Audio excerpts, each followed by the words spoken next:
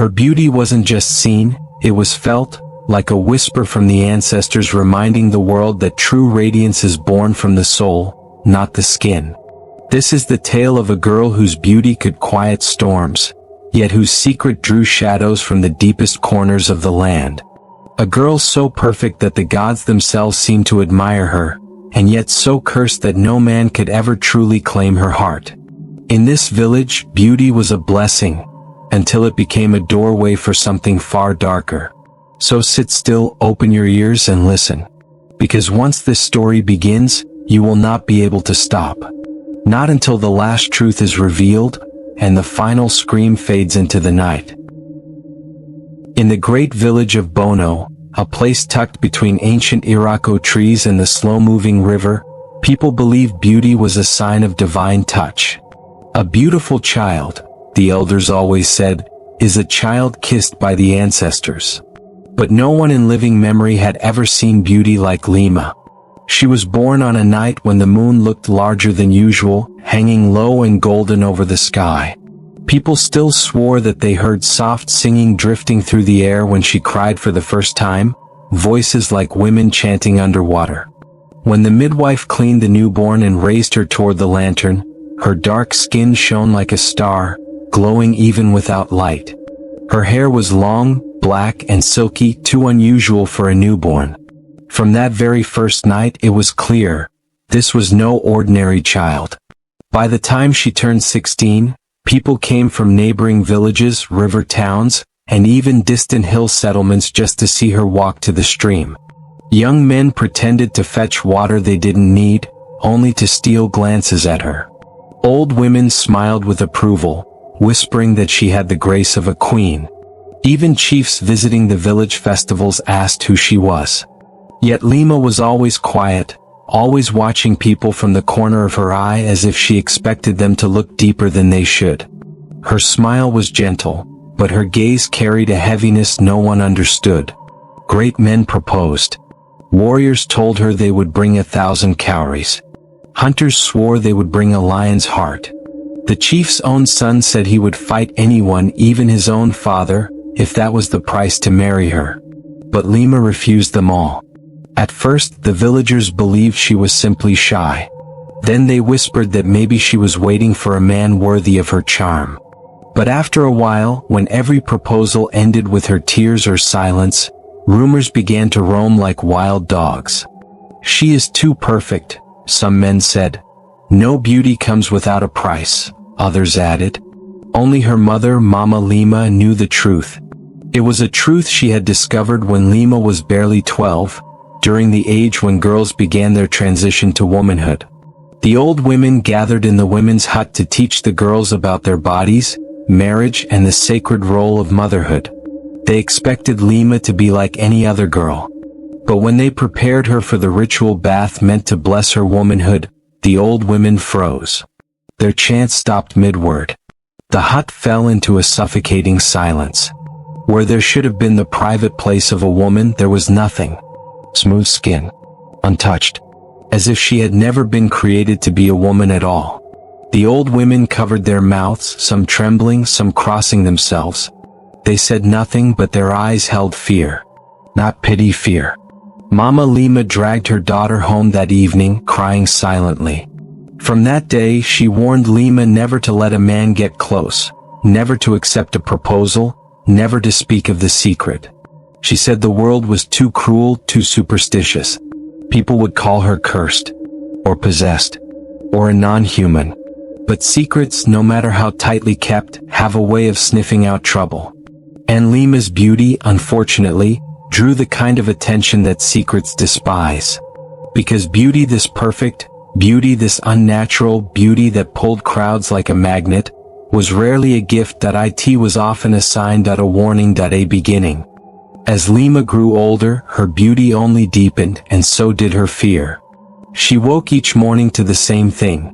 Villagers gathered outside her compound, pretending to pass by but clearly waiting just to see her step out and greet the sun. Women brought her gifts for no reason, beads, sweet palm nuts, hand-woven wrappers, claiming they simply felt led by the ancestors.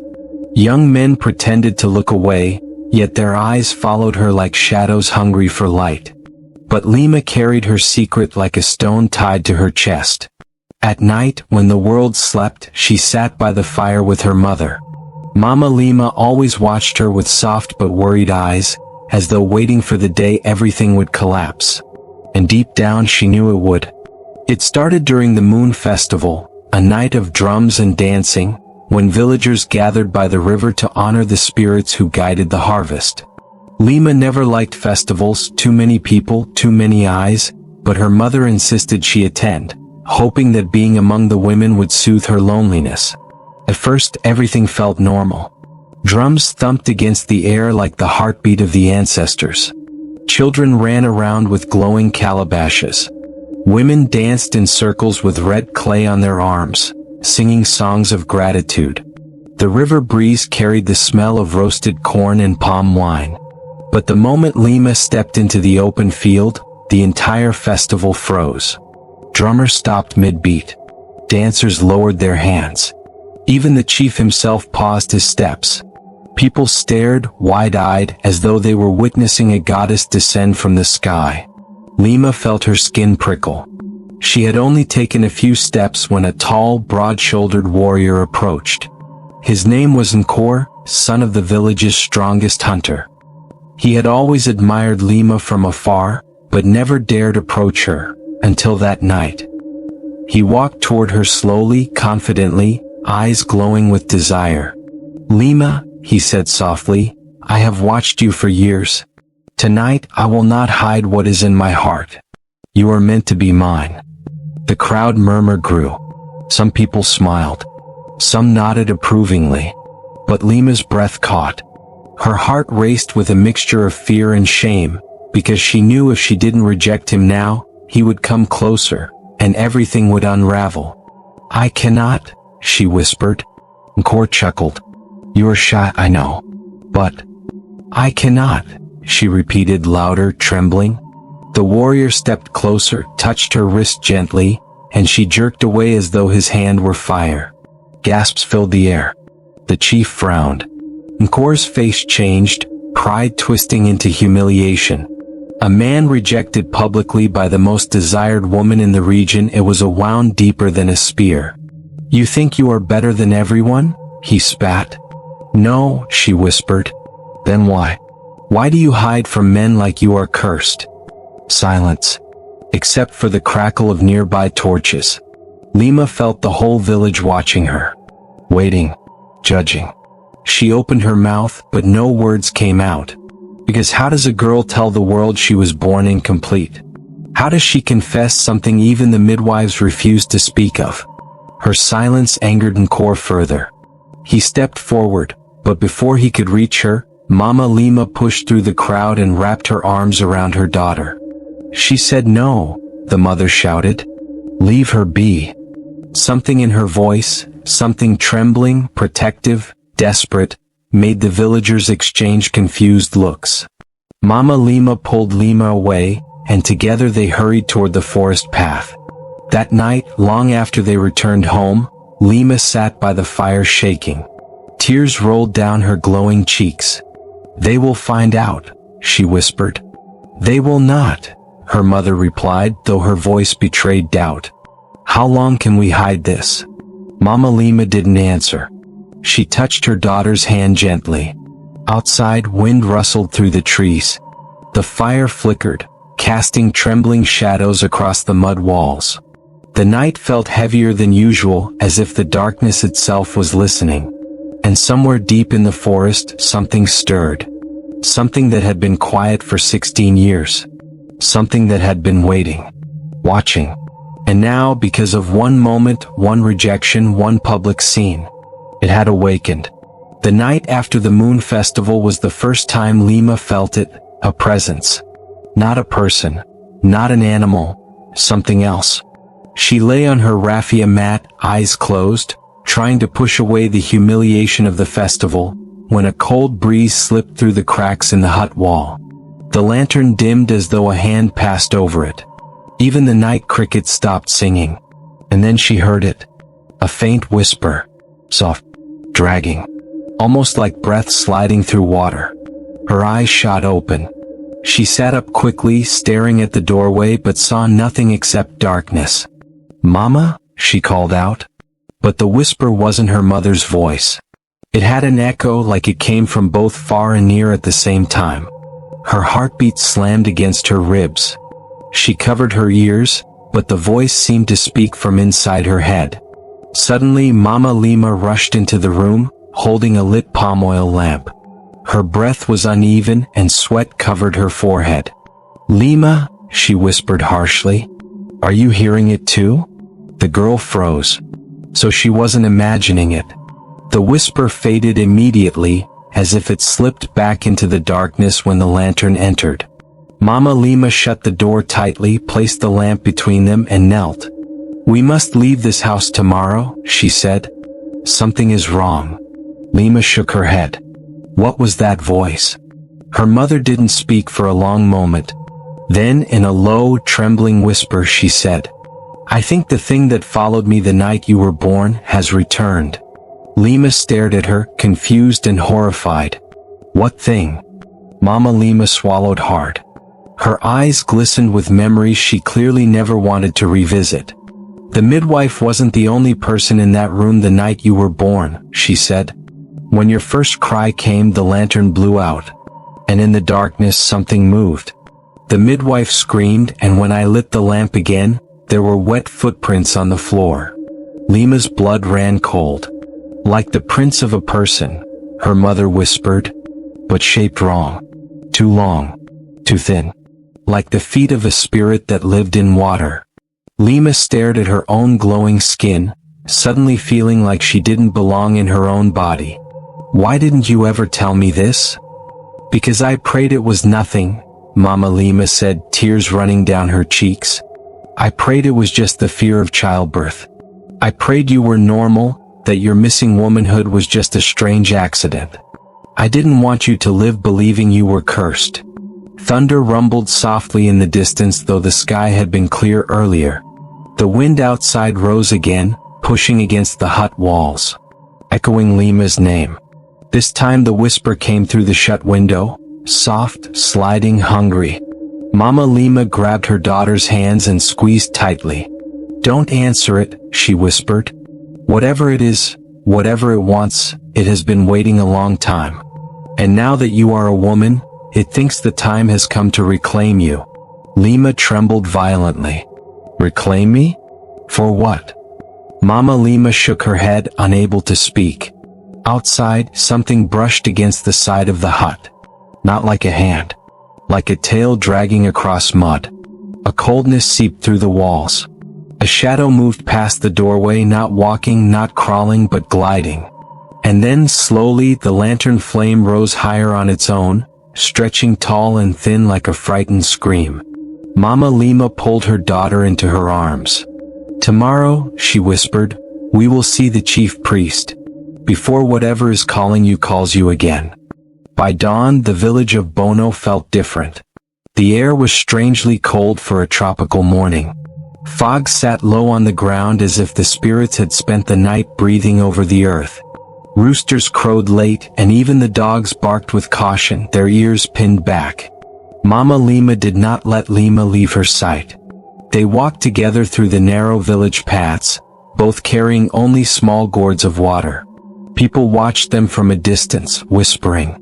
News of the festival humiliation had spread, but the way Lima kept looking over her shoulder made the gossip die on tongues. Something was wrong. Everyone could feel it. The chief priest lived far from the village, deep inside the forest where the trees grew thick and the ground was always damp. His shrine, Yuloani, was said to be the oldest sacred place in the entire region, so old that even the ancestors didn't know who built it. As they walked, branches snapped behind them, though no animal was visible.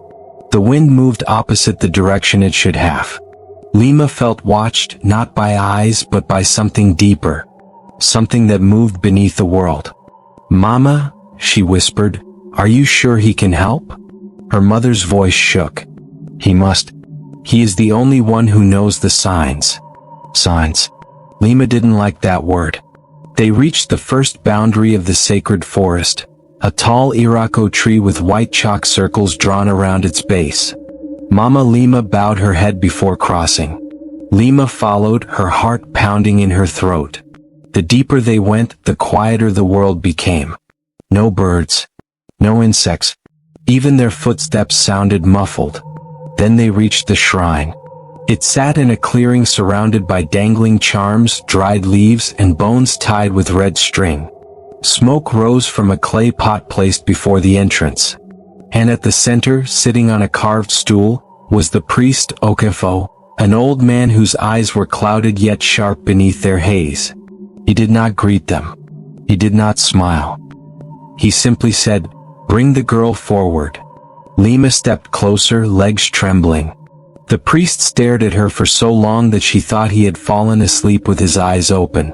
But then he whispered, "So it is true. The child born with the shadow of two worlds." Lima felt her skin crawl. "What do you mean?" The priest ignored the question. He reached into the clay pot and sprinkled ash over her feet. It sizzled as if her skin were hotter than fire. Then he gasped sharply. He stood so fast his stool toppled behind him. "Mama Lima," he said to her mother, "why did you bring her here? Why did you bring this here?" Lima stepped back terrified. I'm a person." "No," the priest whispered. "You are not fully of this world." Mama Lima dropped to her knees. "Please, Okafo, tell us what is happening to my daughter. Please." The priest hesitated. His hands shook. He finally pointed at Lima, avoiding direct eye contact. "There is a reason she was born without a woman's opening. She was never meant to bring life into this world. Because she already belongs to another." Lima felt her knees weaken. Her head spun. "To what world?" she whispered. The priest's voice dropped to a trembling whisper. "The water world. The deep realm. The kingdom of spirits that never die." Mama Lima covered her mouth, sobbing. "I feared it," she cried. "All these years I feared it." The priest continued, his tone heavy with dread. "She is a child of two mothers. You, Mama Lima, and the one who touched you the night she was born. A water spirit. A being of the river depth. That spirit marked your child. She left no place for a mortal husband to claim." Lima felt tears roll down her cheeks. "So, I am cursed." The priest shook his head slowly. "Not cursed. Claimed." The clearing suddenly darkened, though no cloud crossed the sky. The wind paused. The forest leaned in. The priest whispered the final truth. "The spirit who marked you has returned. She wants her daughter back." The ground vibrated softly under their feet. Somewhere close, too close, water splashed. But there was no river nearby. The moment the priest spoke those words, a coldness crept across the clearing, a coldness that did not belong to the forest. The leaves on the ground trembled as if something beneath them was breathing. Lima stood frozen. Her heart hammered so loudly she thought the priest could hear it. "What do you mean she wants me back?" she whispered. The priest, Okafo, did not answer immediately. His eyes shifted to the gourd of water near the shrine. The water was trembling, rippling in tiny circles, although no one had touched it. "She gave you to this world," he finally said, "but not forever." Mama Lima shook violently. "Why would a spirit want my child? Why take her from me?" The priest looked at her with sorrow. "Mama Lima, spirits do not think like humans. They do not love like humans. If a spirit chooses a child, that child is both gift and property. And one day the spirit will return for what she marked." Lima stepped backward, horror rising in her chest. "No," she said. "I'm human. I'm your daughter. I'm from Bono." "Child," the priest whispered, "you have never belonged entirely to us." Before she could respond, the forest went dead silent. The wind stopped. The smoke from the shrine pot froze in the air. Even the priest's bells stopped jingling. And then, the sound came. A soft splash. Another. And another. As if someone were walking through water toward them. But there was no river. No stream. No puddle. Just trees. Lima's breath caught. Mama? Mama Lima grabbed her hand tightly. Don't let go, she whispered, voice cracking with terror. The priest stepped backward, his face pale. She is close. Closer than I expected. He snatched a calabash filled with white ash and drew a large circle on the ground around Lima and her mother. Do not step outside this boundary, he warned. Not for anything you see or hear. Suddenly, the forest ahead bulged, like the trees were bending around something enormous and unseen. A tall shadow formed, long, slim, swaying gently. Then another step. Another splash. Though there was no water, droplets began to hit the ground, splattering around Lima's feet. Cold water. Mama Lima gasped. Look, she whispered. A figure stepped into the clearing. Her skin shimmered like river water reflecting moonlight. Her hair hung wet, dripping endlessly onto the earth. She had no feet. Her legs melted into water that splashed softly with each step, though the ground stayed dry. Her face was heartbreakingly beautiful but wrong, too smooth, too perfect, too still. Eyes black like deep ocean trenches. Lips that did not smile yet did not frown. She looked directly at Lima. The girl felt her breath ripped from her lungs. The voice slid into her mind like cold fingers. Mama Lima screamed and pulled her daughter closer, but Lima's legs felt like they were dissolving into sand. The priest raised a staff. Water Mother of the Deep, he shouted. You cannot take her. She belongs to the land now. The spirit's head tilted slowly, unnaturally, like a bird studying a struggling insect. Then she spoke aloud for the first time, voice echoing like it came from underwater. A child cannot be stolen from the one who birthed her. She is mine. Mama Lima screamed. Tears streamed down her cheeks. I carried her. I raised her. You carried a womb, the spirit whispered. But I carried a soul. The words hit Lima like a blow. The forest groaned. Trees shook though no wind blew. Birds burst from branches in terrified flight. Then the spirit glided closer. Every droplet from her body that hit the earth hissed like acid. The priest swung his staff, chanting ancient incantations. The earth trembled. The shrine bells rang wildly. But the spirit did not stop. Lima, she whispered, come home. The ash circle around the girl began to tremble, cracks forming in its edges. Mama Lima tightened her grip, voice breaking. You do not own her. Leave her. Leave us alone. The spirit raised her hand. A wall of water rose behind her, tall, towering, swirling with darkness. Then she said something that made even the priest stumble backward. When she becomes fully a woman, she will return to me. Point one way or another. The ash circle split. The water spirit dissolved into mist. And just before the mist vanished completely, her voice echoed through the clearing, calm and chilling. The time is close. Then she was gone. And the forest came back to life, but nothing felt alive anymore. For 3 days after the encounter in the forest, Lima could barely sleep. Every time she closed her eyes, she saw that shimmering face, that impossible beauty, those eyes that looked like deep black water with no bottom. She heard the voice echoing over and over in her head. When she becomes fully a woman, she will return to me. One way or another. Mama Lima tried to hide her fear, but she barely ate. She kept chalk symbols on every wall of their compound, muttering prayers under her breath. At night she left a lantern burning until sunrise. But fear, like smoke, finds cracks to escape through. By the 4th day, the whispers in the village had grown louder. Children were told not to play near Lima's home. Women pulled their daughters close whenever she passed. Men stared with suspicion instead of admiration. Rumors spread like wildfire. She rejected Nkor because she has no woman parts. She walks like a human, but something inside her is not human. She is a river spirit's wife. She was claimed at birth. She will bring misfortune to all of us. Each rumor grew legs, then wings, then venom.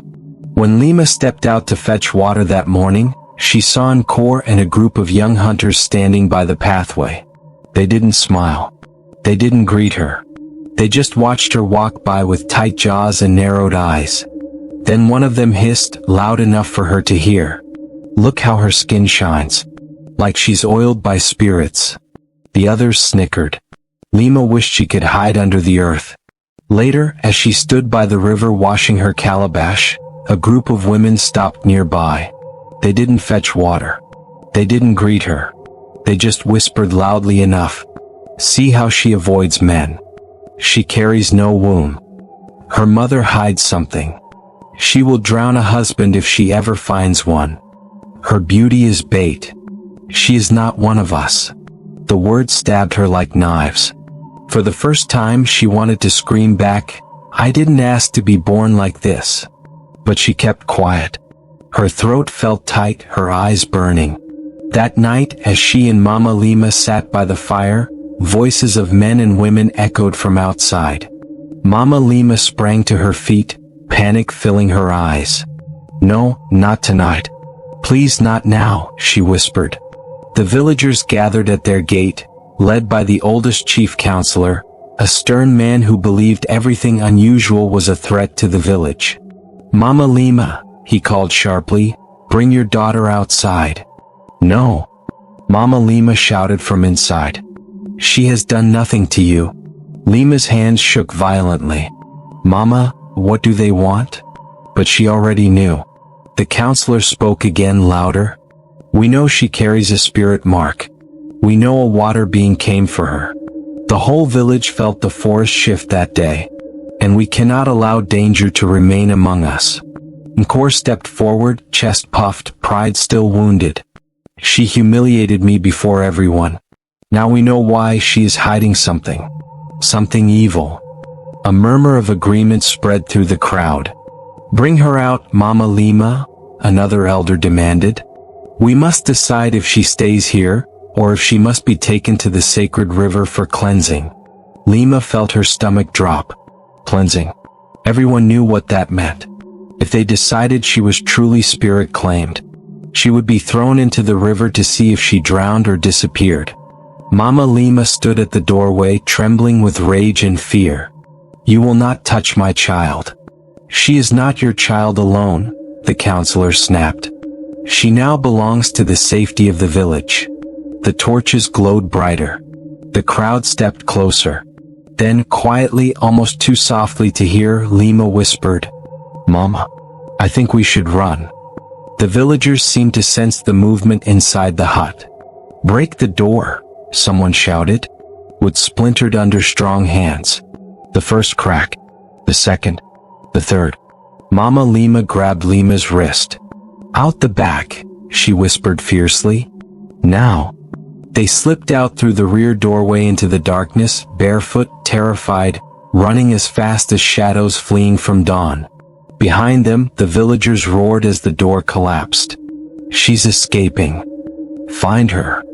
Don't let her join the spirit mother." Spread out. Torches scattered through the night. Footsteps thundered across the village paths. But Lima and her mother kept running, hearts pounding, lungs burning. And above the noise of the hunting villagers, Lima heard something else. A whisper. Faint. Sliding. Calling her name from the depths of the night. She stumbled, nearly falling. Mama Lima pulled her up. "Don't listen," she cried. "Just run." But the voice was everywhere now. In the wind. In the trees. In the soil beneath their feet. The water mother was calling again. And this time she was close. The forest swallowed them. Branches whipped their faces as Lima and Mama Lima ran, torches from the villagers flickering in scattered pockets behind them. The night air tasted of smoke, fear, and something colder, something watching. Lima's lungs burned. "Mama, I can't." "Yes, you can." Mama Lima snapped through tears. "You must. The forest is safer than those people right now." But as they reached a clearing, the ground suddenly trembled beneath their feet. A vibration. A pull. The trees around them went silent. No insects, no wind, nothing. Then water seeped up through the soil. slowly, deliberately, like the earth itself was exhaling. Mama Lima froze, eyes wide. No, not now. Not now. Lima felt her entire body go cold. A shape rose from the earth water, tall, elegant, glowing with the soft blue shimmer of moonlit river pools. Her hair floated as if underwater, and her eyes gleamed like obsidian stones. The Water Mother had come. Not as a whisper, not as a shadow, but fully formed. Child? Her voice echoed like ripples across a lake. Why do you run from your home? Why do they chase you? They think she's cursed. Mama Lima shouted, stepping protectively in front of Lima. But she is mine. You cannot take her. The Water Mother tilted her head gently. I do not steal. I reclaim. She was marked since her first breath. You know this. Lima felt something inside her stir. A strange calm, a strange familiarity. Like she had heard this voice long before she could walk. Mama, she whispered. What does she mean? Mama Lima's jaw trembled. I promised I would never tell you unless I had no choice. The Water Mother stepped closer, water pooling with every step. If you will not tell her, Mama Lima, I will. No. Mama Lima cried. Please? But the Water Mother's voice filled the clearing. When your mother could not conceive, she said softly, she came to my river. She prayed for a child. She offered her tears, her bracelets, even her blood. And I answered. Lima's heart thudded painfully. No. Mama, is it true? Lima's face collapsed into grief. Yes, my child. I prayed for you. I prayed harder than any woman has prayed. And the Water Mother, she gave you to me. The Water Mother's eyes glowed brighter. Children born of river and flesh are rare. They belong to both worlds. I marked you so you would return when the time came. The truth hit Lima like a spear. She was never fully human. Never fully spirit. She was something in between. Behind them, the villagers' voices grew louder, crashing through the forest, shouting her name with anger and fear. Torches approached. Dozens of them. They are coming to harm you, the Water Mother whispered. Come with me. Return to your first home. You will be safe beneath the river, among your true kin. Mama Lima grabbed Lima desperately. No. She is my daughter. You gave her to me, that makes her mine. You cannot protect her from what she is, the Water Mother said calmly. If she stays, the villagers will destroy her. If she comes, she lives. The forest filled with shouting. There. Stop them. Grab the girl. Don't let her touch the spirit. Lima stood between two worlds. Her mother sobbing on one side. The Water Mother standing serene on the other. Villagers closing in like wolves. Her heart pounded so hard she could barely breathe. What will happen if I go with you? She whispered. You will live, the Water Mother said gently. You will breathe water and speak currents. You will be treasured. Say, forever. And if I stay? Mama Lima clung to her. We will run. We will hide. We will find a way. Please, my child, please stay with me. But the villagers were steps away now, spears raised, torches burning. Lima, Nkor shouted venomously. Move and you die with the spirits. Lima turned slowly, facing her mother, facing the Water Mother, facing the villagers who once loved her. Then she closed her eyes. Everything inside her felt like water. When she opened her eyes again, they shimmered with the blue glow of the river. She stepped toward. Lima's breath trembled like a leaf in harmattan wind.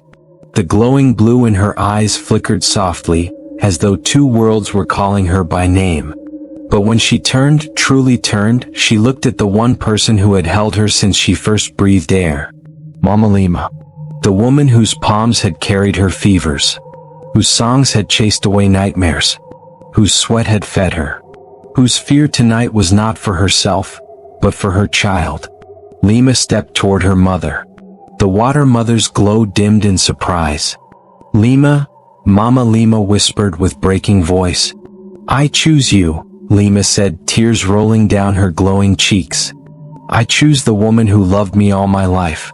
Even if the world turns against me, I choose you. Mama Lima grabbed her and pulled her into a shaking embrace, crying into her daughter's neck. The water mother's face softened, not with anger, but with something ancient and sad. Love, she murmured, is the strongest chain that binds the human world. But behind them, the villagers poured into the clearing like a violent tide. There they are. Take the girl. She stands with the spirits. Kill her before she curses us. Spears rose. Torches burned brighter. Nkor stepped forward, hatred twisting his face. You should have stayed hidden, Lima. Now, you will bring ruin to us all.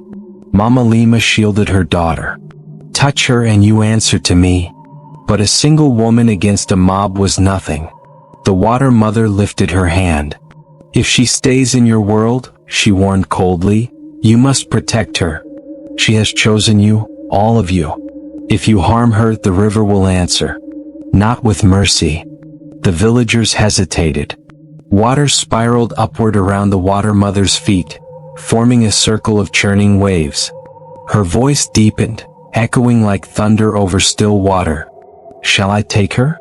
Or shall she remain here, protected by those who claim to be her kin? The villagers wavered.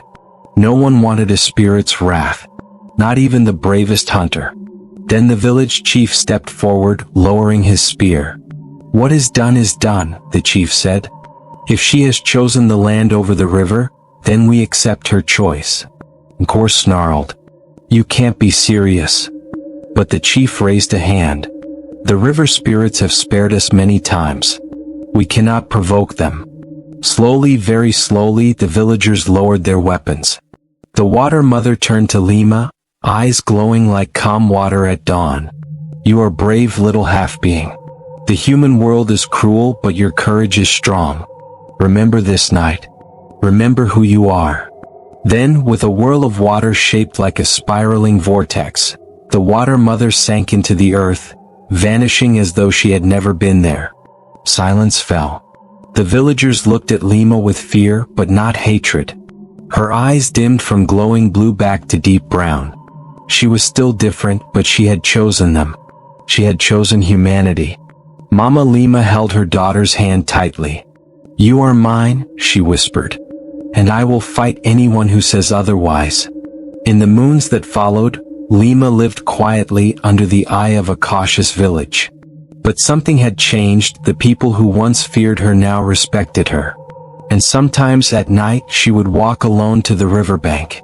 The water always glowed softly when she arrived, as though greeting her, as though promising she would never truly be alone. She was human. She was spirit-born. She was both. And that was her power.